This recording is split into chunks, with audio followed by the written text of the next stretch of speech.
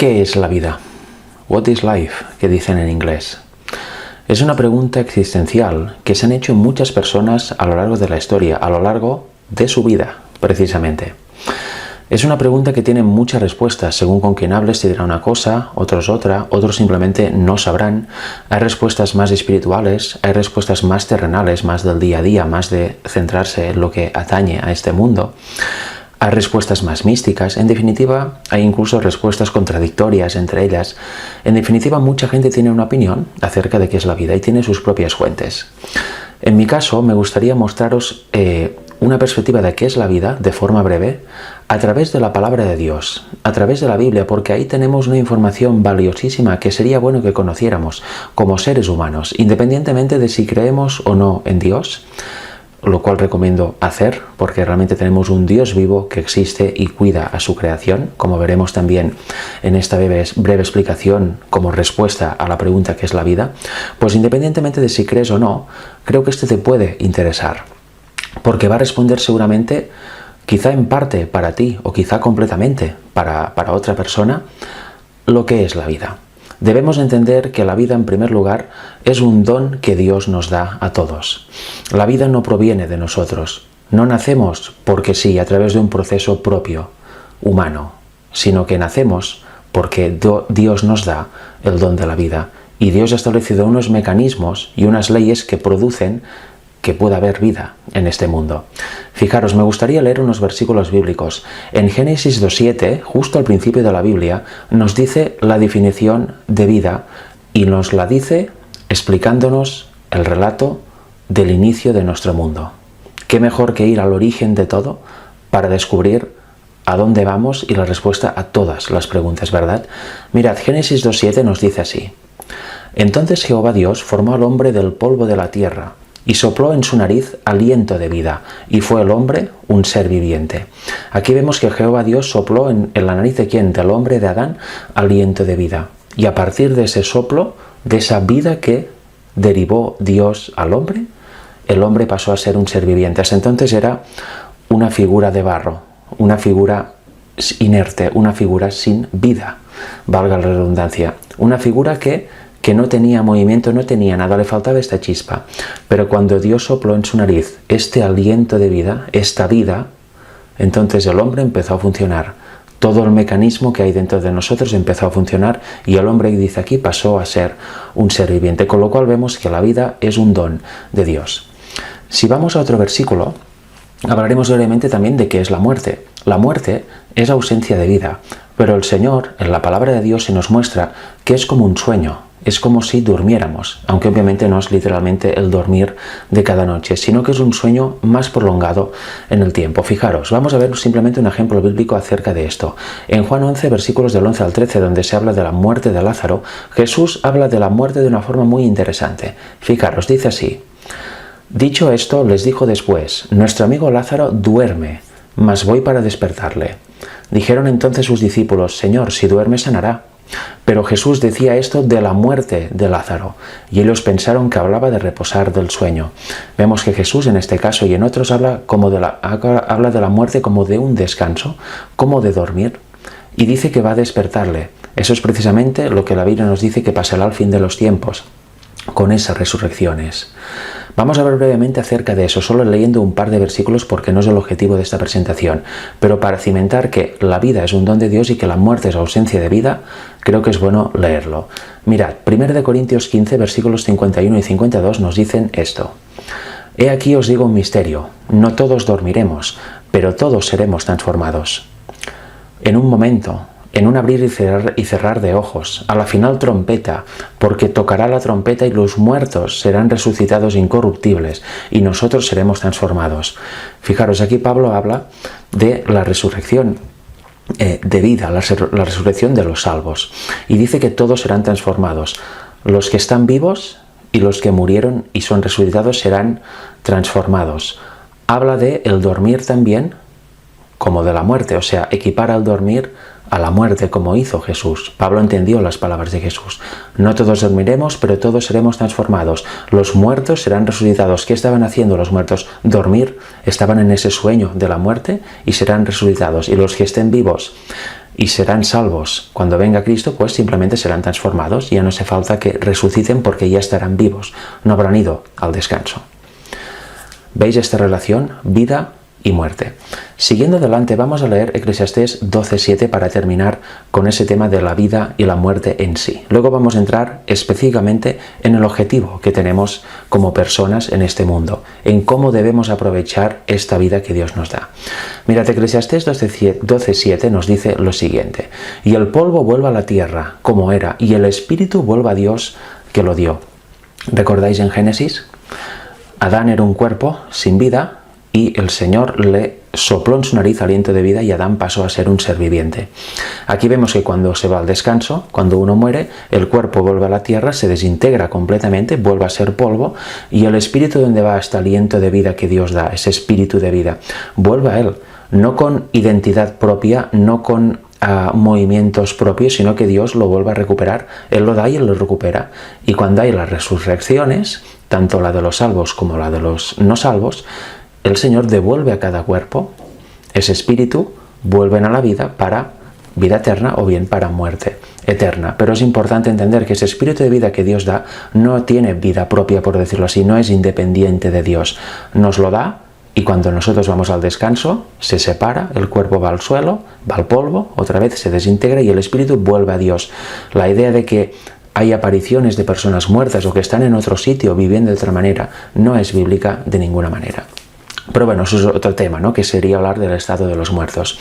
Ahora me gustaría conversar con vosotros, mostraros una breve cita del Espíritu de Profecía, que está en Mensajes Selectos, tomo 1, página 346.2. La descubrí hace ya bastantes años y me llenó de gozo el leer esto. Y también nos servirá para dar más importancia a todos los procesos que conforman nuestro cuerpo, a todos los procesos que conforman este mundo, y a ver que tenemos un Dios cercano, un Dios que no simplemente da la vida y se va, sino que da la vida y te cuida hasta el último día de tu vida, tanto a ti como a las plantas, como a los astros, etc. Mira qué nos dice aquí. Vamos a centrarnos en esta parte de la cita, en el cuerpo humano, en el funcionamiento del cuerpo humano. Nos dice así: el organismo físico del hombre está bajo la supervisión de Dios, pero no es como un reloj que se pone en marcha y debe andar por sí mismo. Late el corazón, una pulsación sigue a la otra, una inspiración sigue a la otra, pero el ser entero está bajo la supervisión de Dios. Qué bonito, qué gozo ver esto. No es que el cuerpo funcione simplemente solo, sino que cada pulsación del corazón, cada proceso que sucede en nuestro cuerpo, cada inspiración incluso, que es constante, está bajo la supervisión de Dios. Dios te está cuidando en toda tu vida, en toda tu existencia. Dice en 1 Corintios 3:9, vosotros sois labranza de Dios, edificio de Dios. En Dios vivimos y nos movemos y somos. Cada latido del corazón, cada aliento es la inspiración de aquel que sopló en las narices de Adán el hálito de vida, la inspiración del Dios siempre presente, el gran yo soy. Vemos que debemos tener en cuenta eso. La humanidad vive independiente de Dios. Ha cuajado la idea de que no existe un Dios en el cielo y que nosotros por nosotros mismos lo hacemos todos. Nos hemos desligado del Señor. Nos hemos desligado completamente. Pero el Señor ahí está. En cada inspiración nos recuerda lo que hemos leído de Génesis 2:7. En cada latido de nuestro corazón, en todo proceso que hay en nuestro cuerpo, vemos la mano de un Dios invisible e inteligente. Vemos la mano de un ser personal, el Padre que está cuidando de todos nosotros, de todos los organismos que existen en este mundo y en todos los demás, en toda su creación, y que está cuidando absolutamente de todo. Dios pone leyes para que funcionen los mundos que creó, para que funcione el universo, pero como dice aquí, y eso lo dice en otras partes de esta cita que podéis buscar por vosotros mismos y leer, no simplemente pone leyes y estas funcionan para siempre, sin cuidado. No, Él las pone en funcionamiento y las cuida, y se encarga de que funcionen bien. Nada funciona independientemente de Dios. Eso es un pensamiento que debemos traer a colación y que debemos tener siempre presente, porque la vida no es nuestra. La vida es un don de Dios. Por eso es tan salvaje el hecho de que cuando una persona entra en una depresión tan profunda, pues puede legarse a quitar la vida. No tenemos derecho sobre nuestra vida, es don de Dios. Y como veremos, Dios es suficientemente poderoso para sacarnos de cualquier situación terrible que pueda suceder en nuestra vida y evitar así, por ejemplo, que nos la quitemos. Mirad, en Santiago 4, versículos 13 al 15, nos dice algo interesante para que nuestra mente no divague en nuestros planes, etc.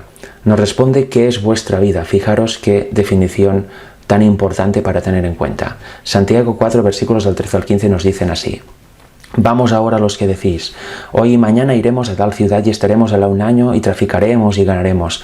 Esos son los planes del mundo, ¿no? Lo que hemos hecho todos. Iremos allí, mañana allá, el año que viene, planeo unas vacaciones, planeo tal, cual, etc. Pero eso debemos hacer, o debemos tener en cuenta a Dios. Fijaros, versículo 14, cuando no sabéis lo que será mañana. ¿Tú sabes lo que será mañana? Es imposible. Tú puedes hacer tus planes, pero ¿sabes realmente qué pasará mañana? ¿Sabes si vas a despertar mañana? ¿Sabes todo lo que va a pasar? No. De hecho, cada día es una sorpresa. Podemos hacer planes que se pueden cumplir o no, pero cada día es una sorpresa. No podemos predecir el futuro de qué pasará mañana. Podemos saber lo que pasó ayer, o lo que pasó hoy ya en las horas vividas de este día, pero no lo que pasará en el futuro. Mira, porque nos pregunta algo interesante. Porque ¿qué es vuestra vida? Ciertamente es neblina que se aparece por un poco de tiempo y luego se desvanece. Y realmente nuestra vida es muy corta. Fijaros, en lugar de lo cual deberíais decir, si el Señor quiere viviremos y haremos esto o aquello. Siempre debemos tener en cuenta al Señor para todos nuestros planes, porque Él es el que da la vida y también el que la quita. Nosotros no sabemos qué día vamos a morir, ni si vamos a tener un accidente, ni qué va a pasar. El Señor sí que lo sabe, porque Él es omnisciente. Con lo cual, en vez de hacer planes a largo plazo o vivir como si no hubiera Dios, deberíamos pensar, si el Señor quiere, iremos allá. Si el Señor quiere, haremos esto. Y poner siempre los planes en oración al Señor para ver si son buenos o no. Porque realmente, ¿creéis que vuestra vida es larga? Sí, los más afortunados viven 100 años, 100 y poco. Pero ¿en qué condiciones se le ahí muchas veces? ¿Y 100 años es mucho o es poco? Bueno, según quien lo mire. En el mundo antediluviano vivían casi 1000 años. Para ellos vivir 100 años eran casi adolescentes. En cambio, para nosotros, que la media está en 70, 80, 80 y pico de años, según el país, 100 es muchísimo. Es según cómo se mire, ¿verdad? Es relativo. Pero aún así, los que vamos haciendo años, y vamos año tras año, el tiempo pasa volando, ahora tengo 30, ahora tengo 31, 32, 33... ¿Estamos aprovechando realmente la vida? ¿Estamos aprovechando este breve instante en que estamos en este mundo y hacemos el bien o hacemos el mal? ¿A qué destinamos nuestro tiempo? ¿A qué destinamos nuestra vida? ¿La valoramos como don de Dios o pensamos que es algo nuestro y en el fondo estamos cansados de esta vida y preferimos morir o qué lástima haber nacido? Eso puede ser que mucha gente lo diga, ¿verdad? Cuando hay tribulaciones de la vida. Nos destinamos nuestro tiempo tan valioso que nunca vuelve, el que ya pasó nunca vuelve, a los afanes de esta vida o a conocer al Señor. Cuando nos dedicamos a los afanes de esta vida, lo hacemos por egoísmo, por orgullo y para querer dominar sobre los demás o tener una serie de riquezas para nosotros, como si de esto dependiera nuestra vida. ¿O nos ocupamos de los afanes de nuestra vida para servir también a los demás y para ser justos con los demás? Mirad, ahora vamos a ver el objetivo de nuestra vida, el que Dios nos da, y con eso vamos a terminar esta pequeña presentación. Primero, en Eclesiastés 12:13 nos dice lo siguiente: el fin de todo discurso oído es este: teme a Dios y guarda sus mandamientos, porque esto es el todo del hombre. ¿Qué es el todo del hombre? Guardar los mandamientos del Señor y temer a Dios. Cuidado, no por miedo. Aquí se refiere a reverenciar a Dios como creador de todas las cosas y guardar los mandamientos de Dios. Pero ¿cómo se guardan los mandamientos de Dios? Si Cristo está en ti. ¿Por qué puedes llegar a guardar los mandamientos de Dios de corazón y como Él quiere? Porque Cristo hizo algo que ahora vamos a ver. Y la vida, estas neblinas, este pequeño tiempo que estamos en este mundo, es para aceptar este regalo, ser salvos y heredar la verdadera vida que nos habla la Biblia muchísimo, esta vida eterna que Dios nos da. Esta es la verdadera vida que debemos anhelar, la vida en donde no hay hora fin. Estaremos en un mundo mucho mejor que el de ahora, donde no habrá pecado. Estaremos ante la misma presencia de Dios y estudiando los misterios de la creación y de la divinidad por la eternidad, sin problemas, sin guerras, sin tribulaciones, etc. Este es el verdadero objetivo del cristiano: llegar a esta vida y no aferrarnos tanto a esta temporal como si de nosotros dependiera, como si esto fuera el todo del hombre, ¿verdad? Mirad, vamos a leer Juan 3, 16 y 17 porque el Señor hizo algo maravilloso. Nos dice así: porque de tal manera amó Dios al mundo que ha dado a su Hijo unigénito para que todo aquel que en él cree no se pierda, mas tenga vida eterna. Porque no envía Dios a su Hijo al mundo para condenar al mundo, sino para que el mundo sea salvo por él. Aquí vemos el amor de Dios para el hombre, el amor de Dios para el hombre, por medio de su Hijo. Vemos que de tal manera nos amó, que dio a su Hijo para que muriera por nosotros y que todo aquel que en él crea y acepte su sacrificio, su justicia, pueda ser salvo por medio de él, porque nacemos naturalmente enemistados contra Dios. Dios no está enemistado con nosotros, pero nosotros sí con él. Y él, para solucionar este problema, se dio a sí mismo por medio de su Hijo en sacrificio, como ahora veremos en un par de textos, y de esta forma nos reconcilió con él. Y de esta forma nos permite tener una vida como Él quiere, una vida guardando los mandamientos de Dios de corazón y haciendo el bien a los demás, porque las obras ya las haría Él a través de nosotros y no nosotros por nosotros mismos. Es un tema largo, profundo, cada uno lo puede estudiar, pero ese es el objetivo que debe tener todo cristiano: el vencer completamente el pecado. Esta lacra que nos hace tratarnos mal los unos a los otros, esta lacra que produce malos pensamientos, esta lacra que produce divisiones de los unos con los otros, guerras, separaciones, etc. Mirad, en Mateo 1:21 nos dice así: ¿por qué nació Jesús? Con un objetivo, el siguiente: y dará luz a un hijo y llamará su nombre Jesús, porque él salvará a su pueblo de sus pecados. Jesús vino a salvar a su pueblo, a la humanidad, de sus pecados. ¿Cómo lo hizo? Tomando nuestra misma carne, nuestra misma naturaleza caída y venciendo el pecado en nuestra carne, resistiendo la tentación con el poder del Padre. Eso es el ejemplo que nos da y lo que nosotros podemos hacer. Mirad, en 2 Corintios 5, versículos del 17 al 21, nos dice lo que os decía antes, que va en colación de Juan 3, 16. Nos dice así: de modo que si alguno está en Cristo, nueva criatura es. Las cosas viejas pasaron, y aquí todas son hechas nuevas. Y todo esto proviene de Dios, quien nos reconcilió consigo mismo por Cristo, quien nos dio el ministerio de la reconciliación. Vemos que Dios nos reconcilia, destruye esa enemistad natural que hay de nosotros hacia Él, dándose Él mismo por medio de Cristo como sacrificio para anular esta enemistad en nuestra carne. Y dice que Dios estaba en Cristo reconciliando consigo al mundo. Ese es el ministerio de la reconciliación que debemos predicar. No tomándolos en cuenta los hombres sus pecados. Y nos encargó a nosotros la palabra de la reconciliación. Así que somos embajadores en nombre de Cristo, como si Dios rogase por medio de nosotros. Os rogamos en nombre de Cristo, reconciliaos con Dios. En otras palabras, aceptad el sacrificio que Cristo, que el Padre por medio del Hijo hizo por nosotros, de destruir esa enemistad natural que tenemos hacia Dios y de esta forma volver a ser sus amigos. Qué tremendo lo que hizo el Señor. Este es el objetivo de nuestra vida: aceptar esta justicia que Cristo nos da, aceptar este amor del Padre para con nosotros y vivir una vida en Cristo Jesús, haciendo el bien y no el mal, venciendo el pecado y no cultivándolo. Dice el último versículo: al que no conoció pecado, que es Jesús, por nosotros lo hizo pecado, le cargó todos los pecados nuestros encima de él, para que nosotros fuéramos que hechos justicia de Dios en él. Él nos da su carácter y su justicia y a cambio carga con todos nuestros pecados. Mejor dicho, cargó ya en el pasado. Él produce en nosotros el arrepentimiento, Él produce en nosotros el perdón. Él produce en nosotros absolutamente todo. El objetivo de esta vida es entregarse al Señor, conocer el Evangelio y entregarse a Él, aceptarlo, vivirlo y ser fuente de luz para los demás, para ser partícipes de esta vida eterna que hay en Dios y que fluye a los demás.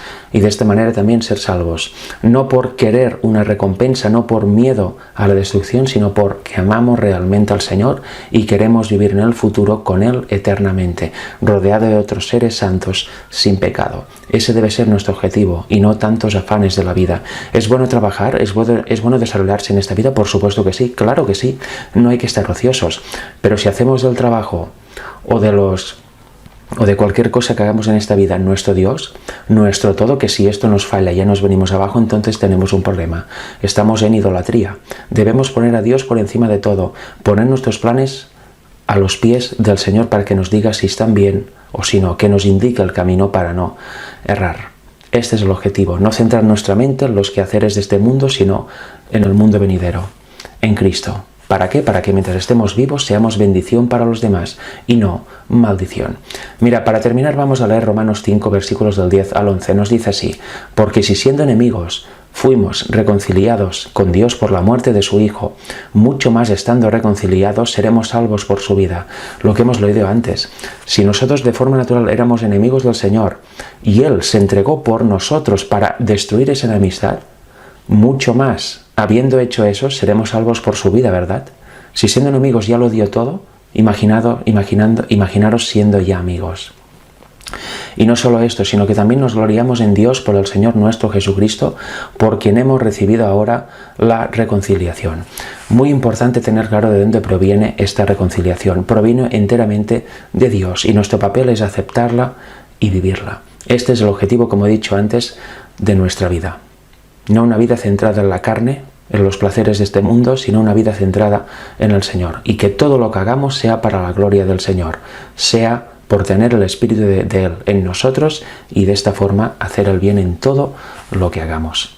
No es una vida para perderla, la nuestra. Es una vida que es un regalo del Señor, que como hemos visto en Génesis 2:7 nos da Él, y en su momento vuelve a Él cuando morimos, cuando se nos va de nuestro cuerpo. Nuestra existencia por nosotros mismos no es posible. Existimos gracias al Señor. Él nos da la vida y Él también la puede quitar. Aprovechémosla mientras tengamos aliento en nuestro cuerpo. Aprovechémosla y pensemos siempre que cada latido, cada respiración es por el Señor. Que tenemos un Dios vivo, cercano, que nos cuida y está atento a todos nosotros, de forma individual y grupal. No me digáis que no es maravilloso este Dios que muestra la Biblia, este Dios lleno de amor y compasión y misericordia por la raza caída que somos nosotros y obviamente por todo el resto de la creación. Aprovechemos nuestra vida. Deseo que este breve vídeo haya contestado al menos en parte la pregunta existencial ¿qué es la vida? Y podamos seguir adelante quizá con otro tipo de mentalidad, ¿verdad? Respecto a esto, podamos entregarnos más al Señor, podamos estudiar su palabra para que nuestra vida realmente tenga el propósito que Él quiere que tenga. Que Dios os bendiga.